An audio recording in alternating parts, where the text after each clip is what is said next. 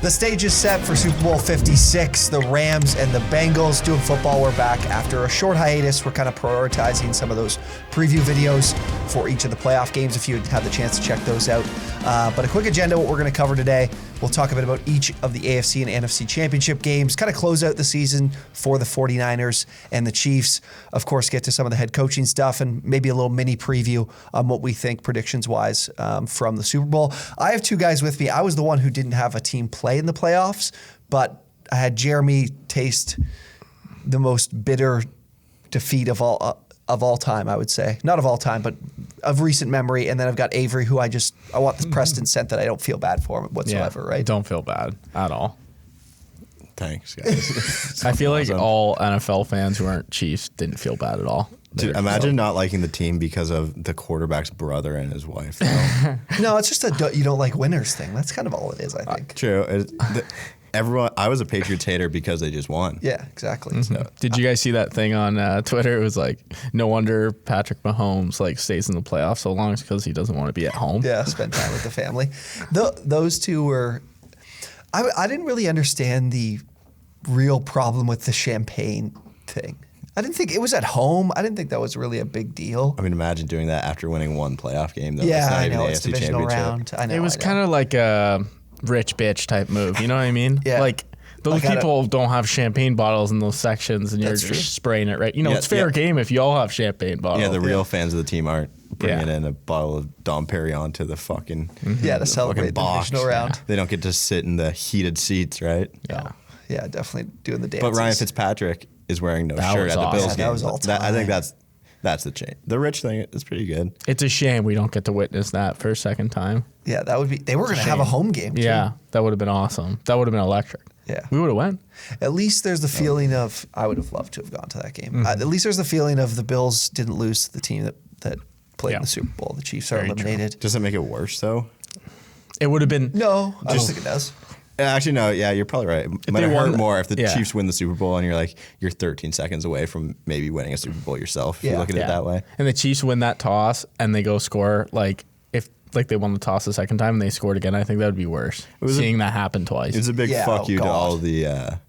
all the people that NFL overtime sucks. If you got to stop, you can win, right? Yeah, Like and the these- Bengals proved yesterday that there was a formula to make a stop. Right. Yeah, there was. Anyways, let's kind of get through the game. Bengals 27, Chiefs 23. As soon as the game kicked off, I'm so done with Tony Romo. I'm done with it. I don't want to listen to him anymore. Our first quarter ended, and I muted the TV. I was like, nope. I'm not a soccer guy, but that Canada-U.S. soccer game ended up getting the volume because I didn't want to listen to him. First play of the game, he says, it's a good thing they ran the ball because I'm sure Joe Burrow is just trying to catch his breath with all the nerves of this game. Meanwhile, he's played in a national championship where he beat Dabo Swinney and Clemson and a school that was kind of on quite the run Home at game, that though. time. Mm-hmm. Yeah, you're right. Yeah, it wasn't Louisiana or it wasn't New Orleans. He also beat Alabama that year, had a perfect season. It's like I think the guy's dealt with a lot of games where there was some nerves or I don't think playing an AFC championship game was like the height of the nerves he's ever felt. Maybe it was, but I think he's able to handle that. Did you guys? You were not on the same boat though with Tony. I mean, when he's talking about Patrick Mahomes, I'm fine with it, right? Yeah, because you kind of agree with what he's saying. You were listening to the game. I thought in the Bills game it was just horrible to deal with. I find he gets annoying more at the end of the game. He was jinxing the Bengals like a motherfucker. During that game, he kept saying they're going to the Super Bowl, and they were at the 30 line. He was like, dude, every Bengals fan wants to punch you right in the face right now because all you're doing is jinxing this game. But I don't mind him. I think his insight is crazy. He's one of the guys that he must call each play before it happens. He's got to be the most accurate. He was really good at that, and it kind of got tired. You just wanted him to be wrong when he was calling the plays, right? At some point, because he was getting all the plays right, kind of his first year.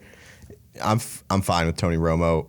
I think until he starts going against the Chiefs all the time. Yeah. I don't notice it as much because I'm hate cheering it. for the Chiefs.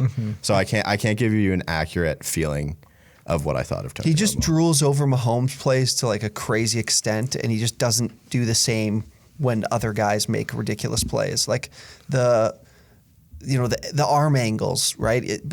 I don't think that the arm angle stuff that he does, it's obviously impressive, but I don't think it's some of the most Stafford amazing. did it first. Yeah, it's not like it's some of the most amazing stuff I've ever seen in my life type deal. It's like when we all played, 3 of us played baseball. I kind of think that, throwing off angle if you played baseball is something you kind of do. You like have fun doing it all the time. I don't think it's that difficult. Yeah, no, I tweeted a video of Patrick Mahomes throwing a no-hitter in high school against Michael Kopech. Like, he played baseball. He knows if you play shortstop, you have to throw from that angle. Yeah, that's how you're taught to throw baseball if you play shortstop at a high level. So what did you think of the Chiefs looked absolutely unstoppable in the first half. Like, I was an absolute sucker and took the Chiefs team total over 35.5, thinking that there was nothing in that first half that would tell me they get a stop. What did you think, though, of the first half, the management there to not get any points from the 1 yard line there? It was just how it all went. So Tyreek Hill gets pass interference, 4 yard line, right? Mm-hmm. And then it was a play where they tried to get Kelsey out on the side, out of bounds, threw it out of bounds. Next play, kind of took a little time, threw it at someone's feet. Why? Like, you have 5 seconds. As soon as you drop and you don't see something, you need to throw it at someone's feet again. Mm-hmm. Like, he had been doing the right things in that situation to give him another chance. And, like, the brain fart or whatever happened with it, Andy Reid saying it's the play call. Sure, it might be the play call, but it just wasn't the right read in that situation. Just throw it over his head. Mm-hmm. Yeah, I think it might have been 5 seconds already, but, like, but I guess if he took 5 seconds and he threw it out of bounds and then there was no time left on the clock, he was the biggest idiot ever too, right? Mm-hmm. But the problem was that it's like the best offense in the NFL. I think any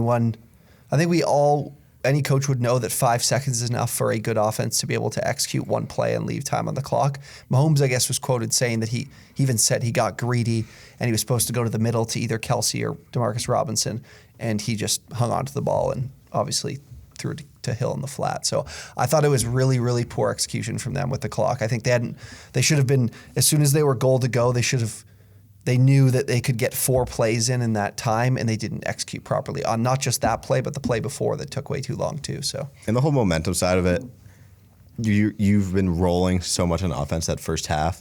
You go for the kill shot there, that's fine. It doesn't happen. You had the ball to start the second half. Yeah. Mm-hmm. Things just spiraled out of control there. Correct. So, and then you get the ball, 4 yard run, Tyreek Hill drops the pass, Travis Kelce drops a pass. As soon as that happened, it's like, oh fuck, this isn't good. Yeah. They created the momentum against themselves, I think, instead of Cincinnati getting the stops. I want to ask Jeremy something because I'm so tired of. I follow Warren Sharp, and I think that he is so negative on social media when it comes to football. Everything he says is a criticism of either always the referees, like.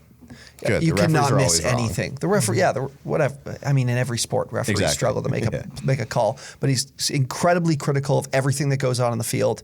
So I have a tweet pulled up. We'll probably have it on the screen. But he's getting upset with the Chiefs' play calling in the third quarter. I mean, I think the game really came down to the Bengals made a great adjustment. It's partially the decision making from the Chiefs, but it's also the Bengals made a really good adjustment in their coverage. But he basically says, horrendous play calling in the third quarter, almost impossible to believe you would choose to be this bad. And he details what their plays were just on first down. Okay, so in the third quarter. So you see those plays, Jeremy, right? Yep. So this is only on first down. Mm-hmm. Do you think that these are like, how bad do you think these plays are?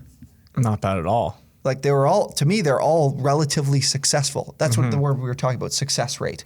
Like, first down success rate is defined as if you gain five yards or more on first down, it's considered a successful play. So in 2 of these 6 plays were technically defined as successful, but I think if you asked a coach in the NFL, would you take a 4-yard gain or would you be wide open, take a completely different play where the outcomes are completely wide open? They could be an interception, they could be a sack, they could be 2 yards, or they could be a 20-yard completion. And I think every NFL coach would say, I'll take 4 yards on first down, knowing that I get it every time, like 100 times out of 100. Warren Sharp, I think, is just way too galaxy brain with his thinking and just way too negative when it comes to football. Bothered me yesterday. And I hit the unfollow button after, no, I didn't hit the unfollow button after this tweet, but you know that trend from years ago where you like took someone's name and you just like, it started at, basically this one started at Mahomes and then he just kept taking a letter off and then it got all the way to M-A and then he started turning it into magician. You know that trend? Oh, yes. God, I was like, yeah, unfollow. Cannot look at this guy's stuff. I think this is one of those tweets where you want to see what's wrong here with the Chiefs, and you just come up with this. And this is the best you can come up with. And it's like, well, I'm not seeing anything really like that bad. Yeah, none of their receivers were open in the second half at all. The Bengals just played that well. And they probably, I don't think, I would love to hear from you, but I think running the ball was the way that they should have. Jerick McKinnon in the first half, consistently 6, 7, 6, 5, 6, 7. It's like, okay, we'll take that every single time. It kind of opens everything up too, right? And then you drop 8 in the second half. That means there's less people to be there to stack the box, stop the run. So it was, sure, you want Patrick Mahomes to have the ball instead of Jerick McKinnon, a guy you brought in like on a 1-year deal. Yeah. But if something's working, why stop it? That's like with that Warren Sharp tweet I brought up is that they should probably look at what they were doing on second down. Maybe that was the problem. Maybe first down or second down and 6, maybe they threw the ball too much. Maybe they should have ran the ball again with a guy like McKinnon because he looked, like you say, looked great in the first half. So I think that was part of the problem. I like what the Chiefs do when they're in a positive game script. They don't like to get really conservative with their play calling, but also at the same time, it kind of felt like it kind of hurt them in this game too because they probably should have ran the ball some more. I got a question about Warren Sharp that I want to ask you too. Like, obviously, he knows a lot about football. He comes out with that, whatever that is. Abe and I got it that 1 year. What is that? His book or something inside? Yeah. If Warren Sharp wanted to become a coach in the NFL, would he get an opportunity? Well, he works for like 7 NFL teams. That's what he says. Yeah. But like, if he's like, I want to be a head coach, you think he gets an opportunity? No, I think he runs an analytics department for 2 years. They see how smart he is and be like, okay, if he can add value that no one else can, maybe. But you have an analytics coach to talk to the head coach during the game, right? Yeah. Like Sandy's buddy is the analytics guy in Cincinnati who talks to Zach Taylor during the game, I'm pretty sure. Sandy doesn't bring that up. Maybe he doesn't actually know him that well, but he's talked about it before. It's important to have both, but that guy gives his advice or his opinion. No, it's not even an opinion. It's his advice on here's the statistical numbers that tell you what you should do. Do what you will with it. It's not like he's not making decisions. Let me have a further impact on what you decide, or I can't really influence you. It's just here are the numbers. You do what you want to do with them. And to me, he'd be a guy that'd be like, you got to do this. It's no other way. This is what you have to do. Don't make any other decision than this one. He also is a guy from what I can remember would be like, we're going to drop back and throw the ball 70 times. Yeah. Like he would never run ball. it. Well, that's the other thing with the analytics. Like the side he's on in analytics is so far that I think he's just like, on average throwing the ball gets you way more yards per attempt, but at the same time, it can get you way more yards, but also can get you 0 yards. And a running back attempt can at least get you like a couple yards more often than not. So, there's not a perfect way to do things. Yeah, exactly. And finding the balance is what good teams do, I think. I also I had this long conversation with a couple of my friends during the game or after the game, during the Rams 49ers game about the way the Bengals built their defense. Because they built their entire defense through free agency, like Hendrickson, Von Bell, Hilton, Eli Apple, Chidobe Awuzie is all from Dallas as well. Like they built their entire defense through free agency, and it was really veteran group. So I think that really helped them in this game because I noticed just from looking at after the game at some of the bigger moments, a lot of what they were doing was the zone coverage too. So if you're playing in zone, there has to be a ton of communication between those players in the secondary of passing along those players through the field.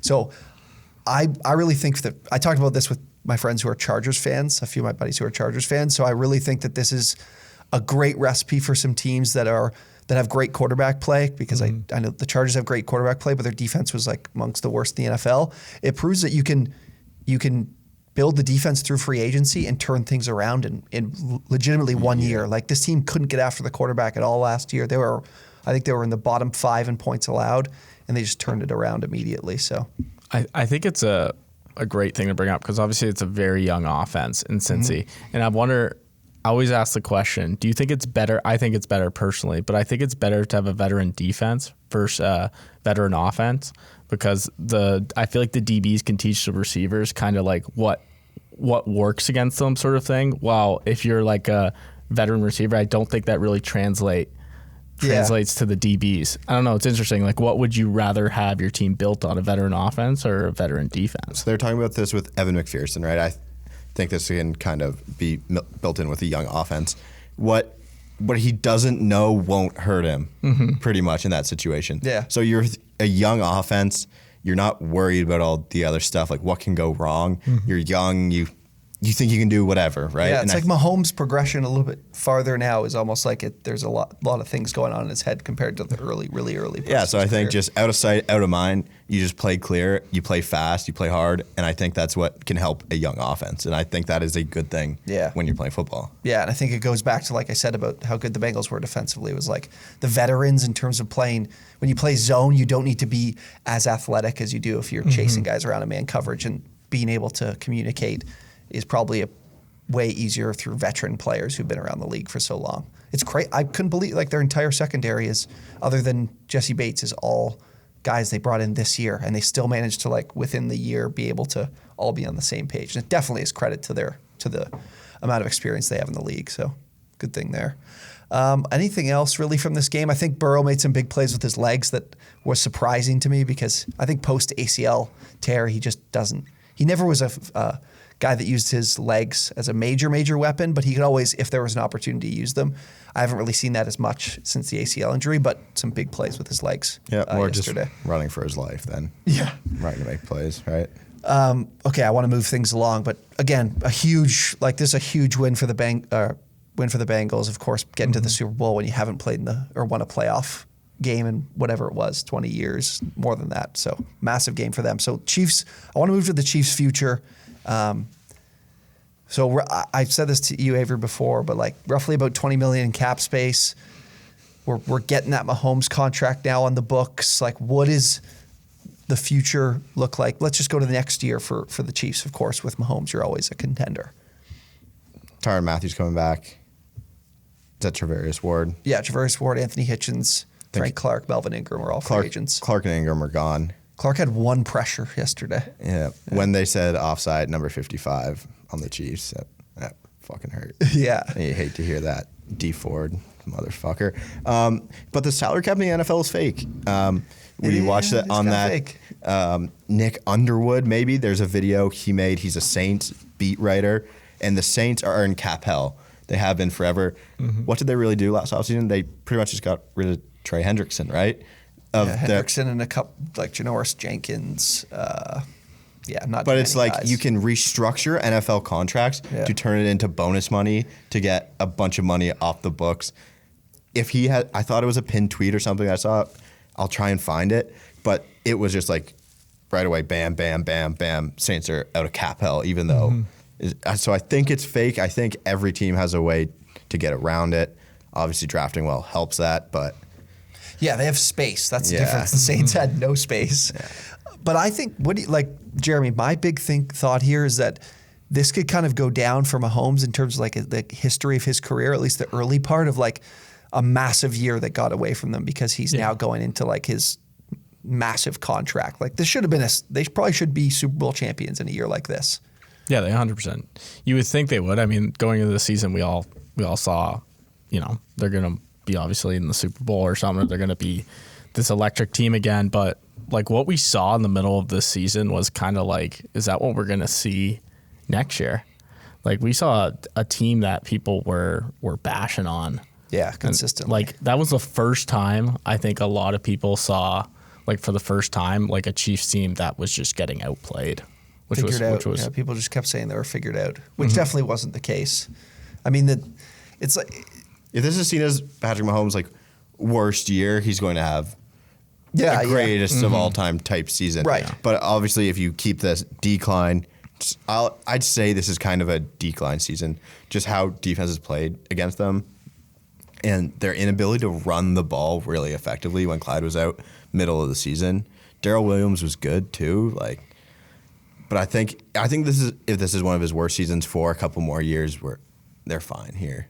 Yeah, I agree, but I think it's bad that they only walked away with one Super Bowl though with him on his rookie contract. I was saying this to you too. Think about the Chiefs versus the Rams in this 4-year period. Rams are going to go to 2 Super Bowls, lose one, maybe win one. It's who cares about if you go to the AFC Championship if you don't win the Super Bowl? Yeah. So they obviously did it differently. There's different outlooks for the teams. Obviously, the Chiefs have more potential in the future, but how you look at it, it's all relative. Chiefs fans you're on a different level. Like you winning one Super Bowl with Patrick Mahomes is nowhere near enough to the standard of NFL media to anyone that's fan of any other team. The expectation is this team should win plenty of Super Bowls with Mahomes and having Tyreek Hill and Travis Kelce in the offense for him to throw to. I will say, though, a guy like Ingram, I think they can find those guys again next season. For sure. Like Ingram, I thought Ingram looked really good in the playoffs. So he changed their defense around at the end of the season. Yeah, so I think that's going to be an important thing for them is finding those types of players for really cheap. Okay, I don't have a ton from the Rams 49ers game, but let's get to it. The Rams with a 20-17 win over the 49ers. I thought the 49ers defense was really deserving of a win in this game. They weren't great on third down, but forcing 18 third downs from the Rams is pretty impressive. They made things really difficult. I think giving up 20 points to the Rams is definitely a success for that team. What did you guys think of the McVay? I was really surprised with the McVay challenges because it seemed like he wasn't talking to anyone but like looking at the board and being really emotional with the decisions to challenge. Yeah, he made 2 horrible challenges, right? Yeah, the first one was the spot that I thought wasn't Close, yeah. Yeah, young, maybe inexperienced is how you call that, but game-changing plays if they go the other way, right? It's like I'm trying to give my guys a chance to keep this going. What's a timeout really in the grand scheme of things if it doesn't come down to it at the end? Yeah, that was my problem was that it was he had one timeout with like 10 minutes left in the game, and then obviously if Shanahan isn't such a fucking coward and goes for it on 4th and 2, then he might have had they might have been able to run the whole game out and kick a field goal or something like that. Or I guess they were up 17-14 at the time, but that could have killed them if the 49ers go for it and convert. So I was really concerned with the way McVay was. He didn't, like I said, I didn't look like he was talking to anyone. I saw him look at the board and then immediately grab the flag. I'm like, well, shouldn't somebody be in your ear seeing this over and over and you just wait until like the last second to actually pull out the flag? So what do you guys think about the Rams, like this whole like super team, no draft picks type thing? Is this like proof that it can, it's a formula to for other teams to try to use? I mean, you see it in all sports, right? Like, it seems like the top teams who are going for the Stanley Cup never have a first-round pick the next year. Seems like it's kind of a thing. Like, I mean, you have to cash it in, though. If you don't cash it in, oh, my God. You're losing your job. Yeah. But, I mean, this team is expected to, obviously, with how many draft picks they gave up, to have a chance at a Super Bowl for the next whatever amount of years. Obviously a really good team. I think it's definitely a strategy. I mean, some say that it's not worth it, but hey, like winning, you get one Super Bowl of that, is it worth it? I would say so, right? Yeah. I would think for a franchise that doesn't, like, it's not consistently in this spot, I think it definitely is. And it's huge for them.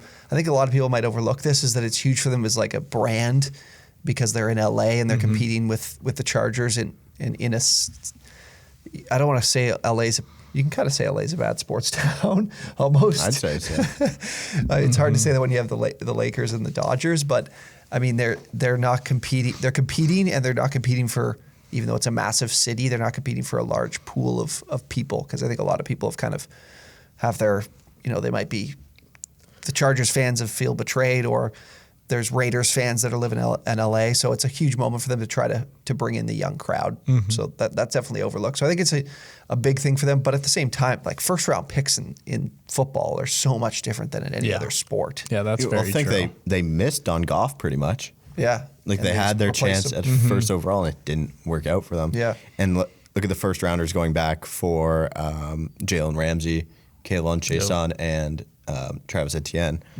It's like does that help them win a Super Bowl? No, probably not at this point. Yeah, right? you got to hit, I guess, on those picks, right? Yeah, so I guess it always made sense that it could work. If you get the best players on your team, who cares what future picks you have? But the Eagles did it that one year, right? They were really shitty. I don't remember some of the other teams. Maybe the Raiders have tried it recently, but it should work. If, in theory, they kind of fleeced the Jags for Jalen Ramsey, maybe not fleeced the Lions so much for Matt Stafford, but they built a solid team. Yeah. I mean, if you're With their homegrown Cooper Kupp, homegrown talent, yeah, right? You there's a still mix. need to have that. There's a mix. Yeah. Odell shouldn't have been available when he was available. Yeah, Odell. It bothers me how much people are like blaming, because I think everyone's blaming Baker Mayfield and how bad he was for the reason why we all hated on Odell. But I think it just was it just didn't work out, like all around, not just Baker being not involved, like obviously they didn't use him properly, but at the same time, I think no matter what, that situation doesn't go well, and they're moving on from him regardless. Maybe not in the middle of the season, but I think it just wouldn't have worked out no matter what. I had a good talk with Avery in the car today. I said, like, watching the game, Odell's body language, like, do you think like he actually thinks like he's like the best receiver in the world? Like he thinks that he's the one on the Rams?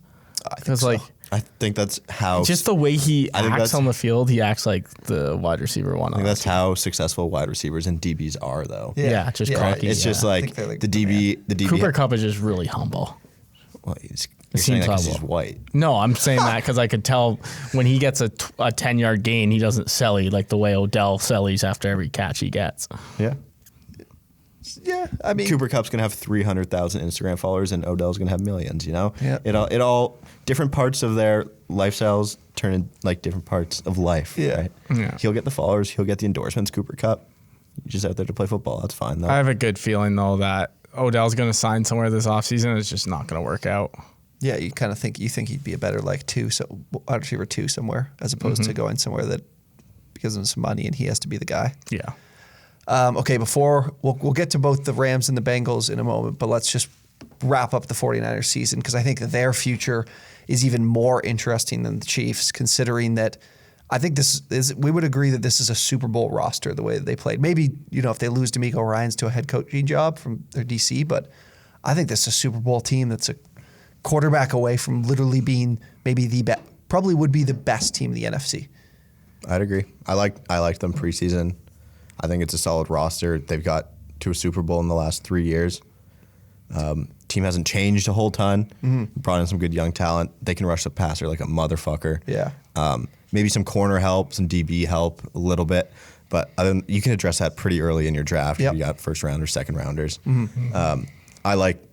I love what the Niners are doing. They can run the ball. Trey Lance, give him a year. I kind of like what they did. Patrick Mahomes did this, right? Yeah. Like Alex Smith was getting the Chiefs to the playoffs. Jimmy G's getting the Niners to the playoffs. Same thing. Good year for Trey Lance. I like what they're going to do. Trey Lance should be really awesome in that offense. He should be able to. My worry is just that he had some opportunities this year, and you can't blame it on like a lack of, in a COVID year, you'd say, okay, we didn't have a real offseason with him. I mean, they had a full offseason with him. I'm kind of surprised that in his opportunities, he didn't really look that good, especially throwing the ball. So I'm a little bit...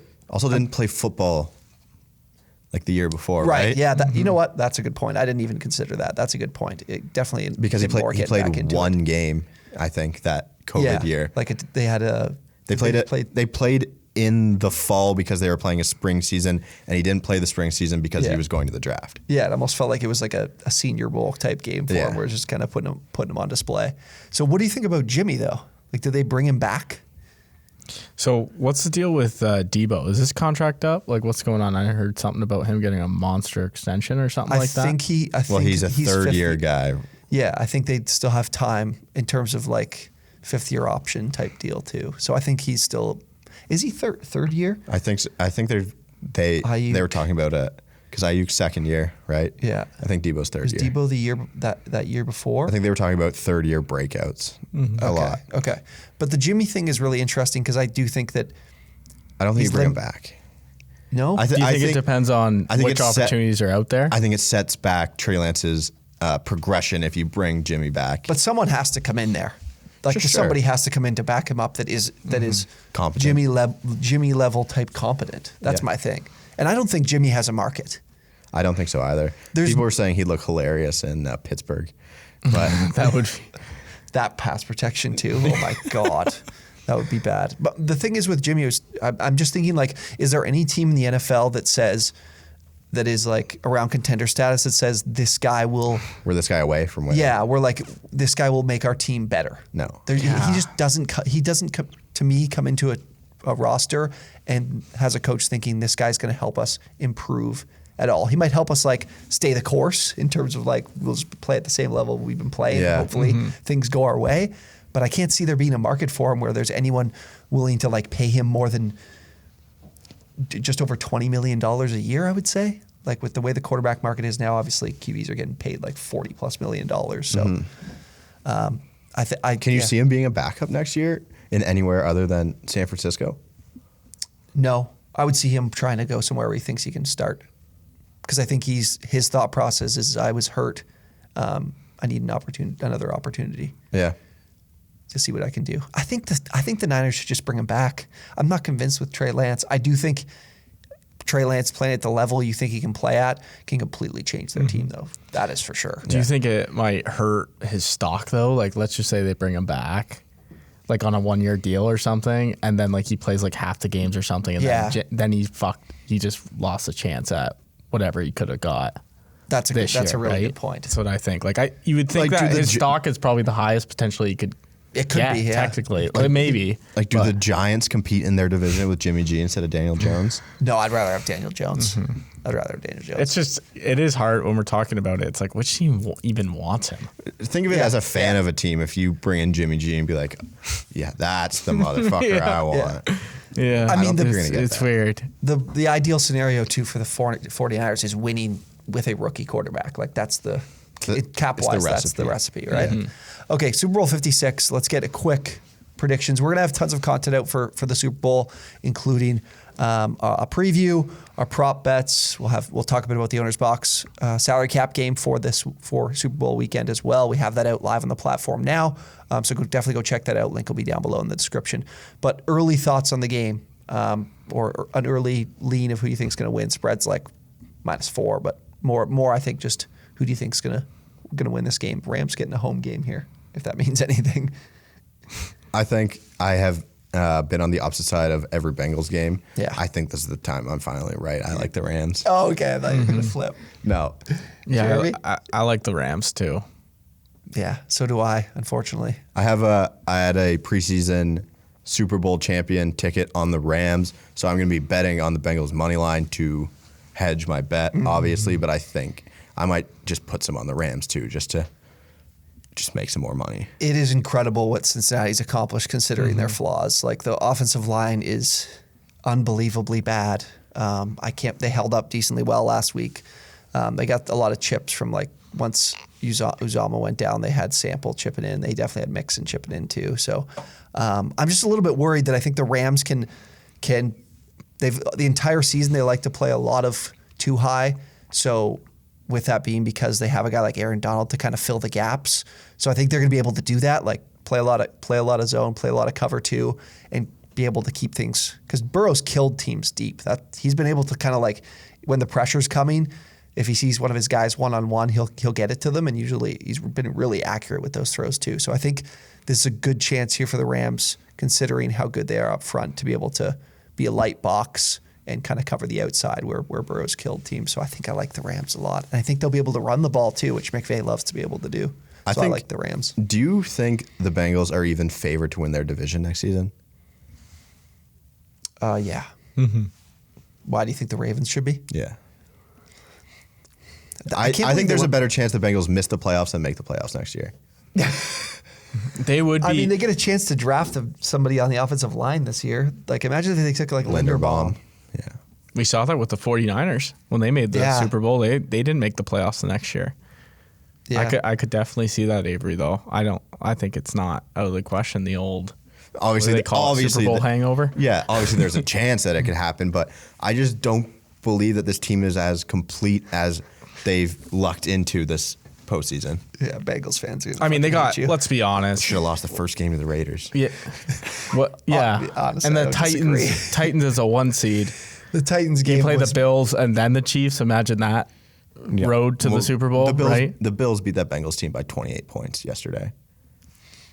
all right. I think the Bills.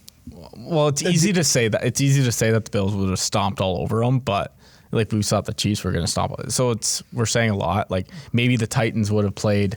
I couldn't see it, but I couldn't see the Titans playing the Chiefs or the Bills that hard. I think that both those teams would beat the Titans. Yeah, I think the Bengals were in a great. This is a disrespect the Bengals show. It turns out, but the Bengals were set up really well. They got the Raiders getting that win against the Chargers was huge for them. The Patriots losing in the regular season finale was huge for them. They got to go Raiders Titans to the AFC Championship game, but the team's done a lot of. I think the defense is just so underappreciated at this point. Like that is the difference for them is they made a lot of plays that I don't think we really thought their defense was as good as it was in the playoffs. Okay, 2 more things before we wrap up. I want to cover a bit of the coaching news. If you guys had any initial thoughts on some of these hires, I want to start quickly with Daboll because I had like an article I wrote for all of these teams just predicting where they're going to land. And Daboll was the one I thought was going to land with the Giants. I think it gives them a really, really interesting opportunity because, I mean, everyone's just going to talk about what Daboll was able to do with Josh Allen, and maybe he can do it with Daniel Jones. I don't think he can obviously take it to that degree, but I think Jones, there's some talent there, and he gives them an opportunity to. Their defense was pretty solid. They're bringing back the DC, which is good. They could, even just with Daboll being at the helm for the offense, I think they could have a decent jump just because of how good he is as an offensive coordinator. I hate to say this because I don't totally believe it. Daniel Jones plays a little bit like Josh Allen. You are right. You are right. And I think a lot of it comes from the negative stuff, though, like the erraticness. Just think about Josh Allen, Houston Texans, his first playoff game, how crazy that was, right? That was wild.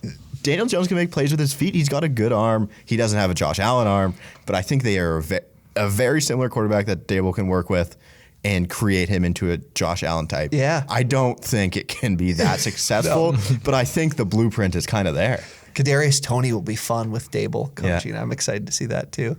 Anything you thought, Jarrah? I was surprised with McDaniels. I mean, McDaniels I thought he was just going to sit around until he was a Patriots head coach. So yeah, that surprised me. I think the Packers pretty much it was the quarterback coach, right? Yeah.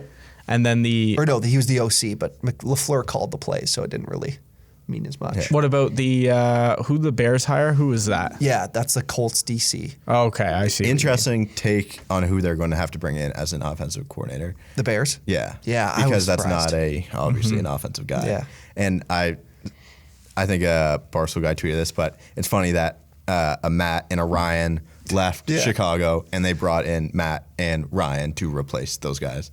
I really hope that just isn't like in their head somehow, like without them knowing while they're in the hiring process. Well, it's because it's an old lady who runs the team, right? She's like, I don't have time for new names. Like, just bring in the same guys. Yeah, I don't need to learn new names. No. I like that. But Eberflus is interesting because I always think about head coaching hires, especially when you're a defensive coach and you have like a quarterback like Justin Fields. I think about it on the Chargers side too with them hiring Staley, who was a DC. Like they should have a serious blueprint, very detailed of what their plan is for the quarterback in terms of here's who I'll guarantee you that this is going to be my OC if you hire me.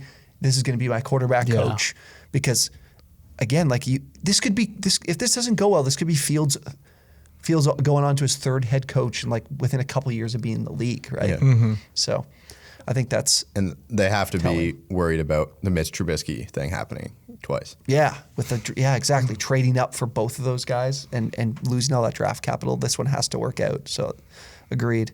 The Hackett thing. I'm again. I think you guys saw this, but from 2020, he said, Aaron Rodgers said, how much he loved him and that he doesn't want to see him go anywhere unless he does, as in unless Rodgers leaves, he would love to play with Hackett. So you have to think that's in the Broncos' mind when they hired him. Has to be.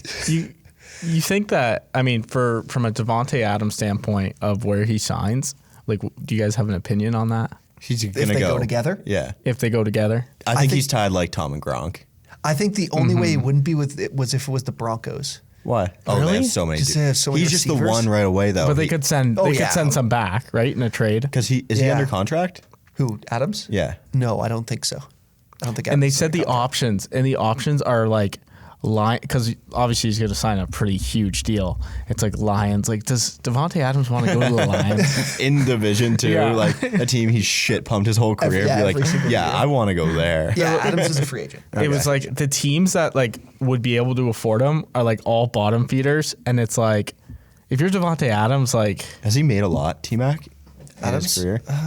it just depends on check if that if recent Devontae contract. Adams wants to get paid, he can go get paid. Yeah, but But I don't He think he hasn't won a wants Super that. Bowl, has I think he wants to win. he wasn't on the team when they won a Super Bowl. He hasn't been in the league that long, has No, he? no. He is not. He was making like $12 million the last 2 years. Okay, so he's Just been over paid 12. Decently. If he loves playing with Aaron Rodgers that much, Aaron Rodgers has helped make him out as good as he is. I'm not saying he made him as good as he is, but him being with Aaron Rodgers has turned him into Sure. potentially the best receiver in the league. I think he sticks with Aaron Rodgers. I don't see him needing to bet on himself when he can be with Aaron Rodgers and be competing for a Super Bowl. The Packers should have won the Super Bowl this season, I think. Another thing, I keep going back to the Chargers, but Chargers fans want to see, like, they think there's a chance Adams comes.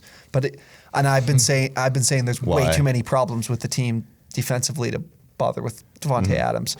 But I also go back to what you said at the beginning of the show, that what is the salary cap? Yeah, it's Or, not like, what real. is the cap? Like, I don't think it exists. So maybe they could just spend over it.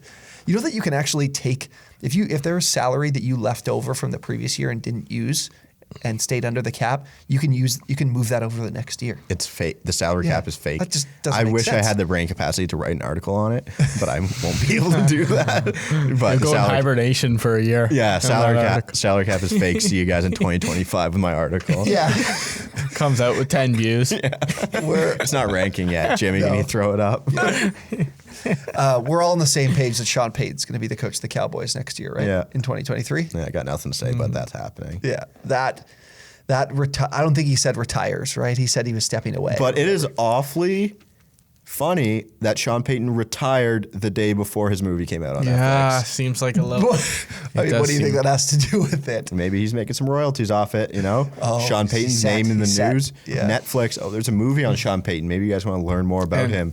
And everyone from that movie, like has he a watched lot it? of people didn't know. Yes, I did. Okay, yes, I did. I had I'll to. watch it. Don't feel bad about that. Homework, I'll eh? watch it. Okay, homework for you is to watch the movie. Okay, even though it's I'll do it in the next how bad it is, watch it. Okay, I didn't know that he was. I mean, I didn't know his private life. I don't like search this guy up religiously Yeah. on the internet, but obviously he's split up for a while. He's a single guy? I don't know. He might be seeing someone now. I don't fucking know, but he split up. He might be fucking remarried. But anyways, they split up, and the family lives in Texas, Okay. Dallas Cowboys. First thing that Oh, came yeah, to he's mind. going to Dallas. Yeah, yeah. I didn't know that connection, and then now it's like, well, fuck, this is all adding up. It's also just him being kid like goes to such a big TCU. coach. Dallas is like the Dallas Fort Worth? epicenter. So I think, I think Peyton will just be with the Cowboys within 2 years. Last thing I shouldn't say finish things up, is whether or not Tom Brady is retiring. Yeah. It kind of sounds like that's definitely going to be the case. It is absolutely insane that we can talk about a guy like this and say that He's got at time 44 he's retiring with years to give. I think he has at least one more, maybe 2 more years to give. But I will say that I'm surprised because this is the perfect situation. The pass protection is unbelievable. That's what he needs at his age. I'm surprised he's walking away, even though it's not confirmed. For a guy like that, we chirp the the farewell tours. Yeah. We chirp them. But this is one that he should have had that I would have been okay Respect with. that he doesn't. Yeah. That he's not. He still has time though to like do one, like say that this is my last year. Yeah. He hasn't done that yet, Hasn't but true. Yeah. this could be like we could be coming to that conclusion here. Also, I saw that there's a $15 million bonus hitting on February 3rd. So I think he's going to wait till that to announce his actual retirement. okay. It'd be Couple days. It'd be smart too, eh? Yeah. No, I think bit of money? he should take that. I think that it's obviously an incredible career. I think it's cool that he's going out without like you said, without the little farewell tour. But yeah, not too much more to say. I mean, crazy that he has Greatest years of all left. time. Yeah, definitely greatest of all time. When you put together, you see all the stats of here's Brady's first 10 years in the league, here's his next 40 or whatever, 12 years in the league. These are actually two different, you could turn these into two different careers. They do the player A, player B, player C. It's like Tom Brady's first. Yeah, exactly. If you guys enjoyed the video, be sure to drop a like, subscribe to the channel as well. If you enjoyed, we'll have plenty of content for the Super Bowl. And again, be sure to check out our Superflex salary cap game for the Super Bowl, $10,000 prize pool for you there. And we're also talking plenty of football, Super Bowl, all things fantasy over on our Discord too. So join there. Link will be in the description for that too. So thank you guys for watching, and we will see you next time.